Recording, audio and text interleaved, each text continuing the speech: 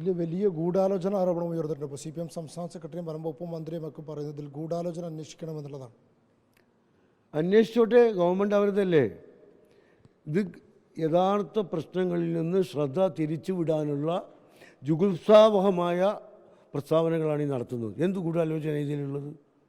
അവിടെ ഇലക്ട്രിസിറ്റി ലൈനിൽ നിന്ന് കറണ്ട് വലിച്ചത് UDF ആണോ, ഞങ്ങളാണോ, അല്ലെങ്കിൽ ഗൂഢാലോചനയാണോ?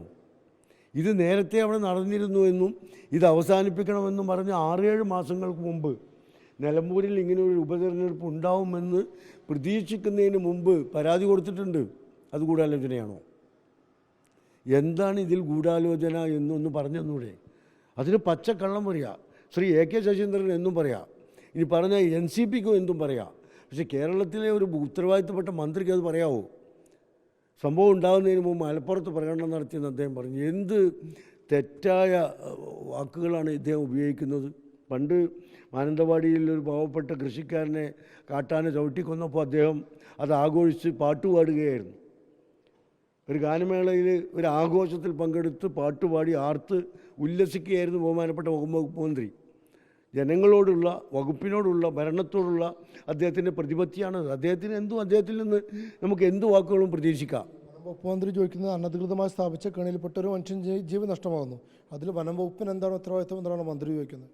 അല്ല, വനം വകുപ്പിൻ്റെ സ്ഥലത്തല്ലേ ഈ നടക്കുന്നത്? ഇലക്ട്രിസിറ്റി ബോർഡിൽ നിന്നല്ലേ ലൈൻ വലിച്ചത്? ഗവൺമെൻറ് ഉത്തരവാദിത്തമില്ലേ? അനധികൃതമായ പ്രവർത്തനങ്ങൾ രാജ്യത്ത് നടക്കുമ്പോൾ ആർക്കാ ഉത്തരവാദിത്വം? പ്രതിപക്ഷത്തിനാണോ? UDFനാണോ? വിവരക്കേടിൻ്റെ എന്താ പറയുക, കൂമ്പാരം എന്ന് വേണമെങ്കിൽ ഈ മന്ത്രിയെ വിശേഷിപ്പിച്ചുകൂടെ നമുക്ക്? ആർക്കാ ഉത്തരവാദിത്വം? അനധികൃതമായി നിയമവിരുദ്ധമായ പ്രവർത്തനങ്ങൾ രാജ്യത്ത് നടക്കുന്നുവെങ്കിൽ അതിൻ്റെ ഉത്തരവാദിത്വം ഗവൺമെൻറ്റിൽ തന്നെയല്ലേ? മറ്റാർക്കാ ഉത്തരവാദിത്വം? അദ്ദേഹം പറയട്ടെ. ഇതുപോലുള്ള മന്ത്രിമാരാണ് കേരള നാടിന് ശാപം.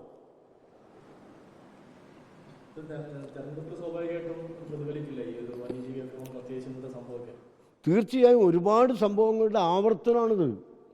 ഇതിൽ മാത്രമല്ല, എത്രമാത്രം കർഷകരെയാണ് വന്യജീവികൾ ആക്രമിച്ച് കൊലപ്പെടുത്തിയത്. എത്രമാത്രം മലപ്പുറം ജില്ലയിൽ നിലമ്പൂർ മണ്ഡലത്തിൽപ്പെട്ട എത്രമാത്രം ആളുകളെ, നമ്മുടെ വയനാട് ജില്ലയിലൊക്കെ കൃഷിക്കാരുള്ളിടത്തൊക്കെ എല്ലാ കുടിയേറ്റ മേഖലകളിലും വനമേഖലകളിലും ഇത് ആവർത്തിച്ചു കൊണ്ടിരിക്കുകയാണ് കേരളത്തിൽ. ഇതിന് പ്രതിവിധി കാണേണ്ടത് ഭരിക്കുന്നവരല്ലേ. കഴിയില്ലെങ്കിൽ ഇറങ്ങിപ്പോകണം, ഞങ്ങൾ കാണിച്ചു കൊടുക്കുക. കഴിയില്ലെങ്കിൽ ഇറങ്ങിപ്പോകണം. ഗവൺമെൻറ് ഉത്തരവാദിയാണോ എന്ന് ചോദിക്കുന്നതിന് പകരം ഞങ്ങളെ കൊണ്ട് സാധിക്കുന്നില്ല, ഞങ്ങളിത് ഇറങ്ങിപ്പോകുന്നു, ജനങ്ങളോട് മാപ്പ് പറഞ്ഞ് ഇറങ്ങിപ്പോയാലല്ലേ കരണീയമായിട്ടുള്ളത്.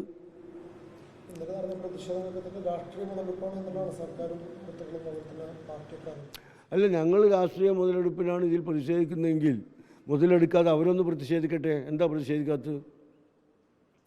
ജനങ്ങൾ, ഒരു കുട്ടി മരിച്ചില്ലേ, 10ാം ക്ലാസ്സിൽ പഠിക്കുന്ന ഒരു കുട്ടി അനധികൃതമായി ഈ സർക്കാരിൻ്റെ വൈദ്യുതി വകുപ്പിൻ്റെയും വനം വകുപ്പിൻ്റെയും ഒക്കെ അനാസ്ഥ കൊണ്ട് മരണത്തെ നേരിടേണ്ടി വന്നു.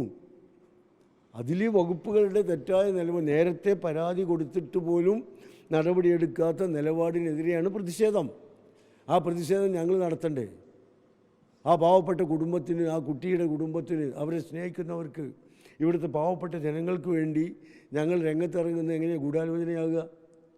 ഇതുണ്ടാക്കിയത് ഞങ്ങളാണോ?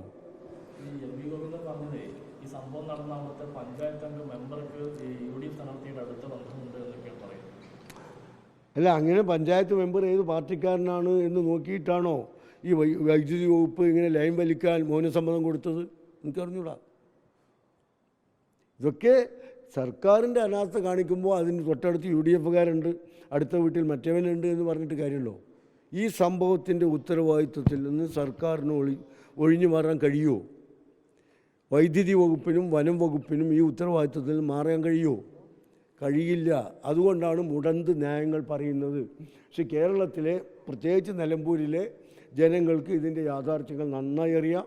ആരാണ് ഉത്തരവാദിയെന്നറിയാം. അത് ഈ തെരഞ്ഞെടുപ്പിൽ നന്നായി പ്രതിഫലിക്കും.